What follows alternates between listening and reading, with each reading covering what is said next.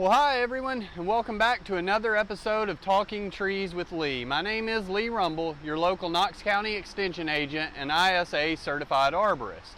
Today, I'd like to talk to you about wind-thrown trees as a result of saturated soils. Now, this past week, we had some fairly aggressive rains early in the week. Now, this, of course, has left the grounds quite saturated. So I wanted to offer you an opportunity to learn a bit more about the consequences of wind-thrown trees and what to be on the lookout for. Now, it goes without saying that when trees do ultimately fail or fall to the ground, they very often will cause major injury to either people or property, neither of which is a good thing. So what I would encourage you to do is listen to the trees. Be on the lookout for those phenomenon that we see that are actually going to be problematic, such as aggressively leaning trees.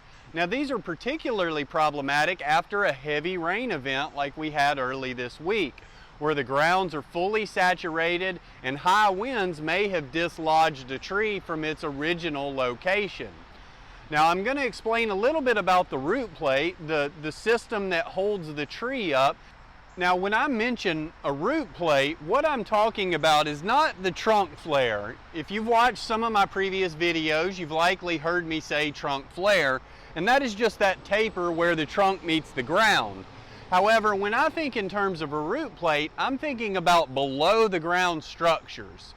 So depending on the size of the tree, there's what are known as the primary roots, or those first order roots. I like to call it the structure plate. Now, that is an area that ultimately is going to help hold that tree up. These are large diameter roots that really do the brunt of the work for the tree. Beyond those support or structure roots, we have numerous fibrous feeder roots that will ultimately drink for that tree. Now, this, of course, is why it's extremely important that when we do dig or trench or disturb the soil, we're not within that root plate. Now, a root plate can certainly extend anywhere from 5 to 15 feet off of the tree, depending on the size of the tree. So definitely no digging in this area. But when we think in terms of saturating rains that have soaked the soils, and now we have a high wind event, I want you to focus on that root plate, that area about 5 feet off of the main trunk in radius. Should you ever see that root plate mounding or lifting, upheaving, or cracking, the soil in the area cracking, then we know we have a root plate that may well be shifting on itself. And that ultimately can lead to tree failure. Now, I would also like to differentiate trees that look like they lean versus trees that actually do lean. If you notice this sycamore, as it grew early in life out of the creek bed, it developed a pretty significant lean in the first few years of its life. Originally, this tree took off to chase sunlight in the direction to our left, but over time, it has since developed a more upright structure and really isn't leaning that aggressively at this stage. While the initial growth does have a kink in it, its overall lean is fairly minimal. Compare that last tree with two identical species to our left, these two sycamore trees, one which has developed fairly straight trunk, the second one which had no direction to go but to continue that aggressive lean. Over time, this is a tree that is more predisposed to failure as a result of all of its weight being on one side of the tree, pulling aggressively on that root system. Now, another area of concern that I often see is when we have a very short and steep bank or a hillside in which we have mature trees. The reason that is when a tree develops on flat ground, that root plate is fairly well radially dispersed and attached to the soils pretty well. When we have an exposed bank like this, of course, there are not roots on the exposed side. Now, trees have certainly dealt with this for millions of years, and as a result, they will put numerous roots higher up the hillside. Now that doesn't mean those tension and compression forces aren't still being enacted on these tree roots.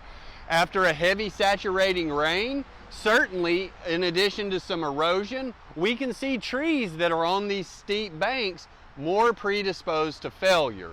So following these heavy rains and high winds, go out, walk around your tree, look at those root plates, look for cracking, look for mounding, and most importantly, see if you can tell if the tree has started to lean more than it did at an earlier point in its life. The trees are phototropic organisms, meaning that they chase the sunlight no matter where that sunlight is. When we plant new trees, it's important that we look directly above the growing space and we see where those trees are going to grow into. If there's a lot of competition directly above those trees, you may wind up with a tree that leans much more than you had hoped. In the short term, this isn't a major problem, but as trees mature, oftentimes, if they can only grow in one direction, those are the trees that we see ultimately fail. And lastly, I'd like to bring up that our pruning practices oftentimes can lead to tree failure. I would encourage you to consult with an ISA certified arborist before just removing a few lower branches. These lower branches actually add a lot of structural rigidity to that tree when high winds start to blow that tree. If we strip all of the lower limbs up and elevate that canopy to a height that's much more than about a third of the overall height, we in essence leave the tree top heavy.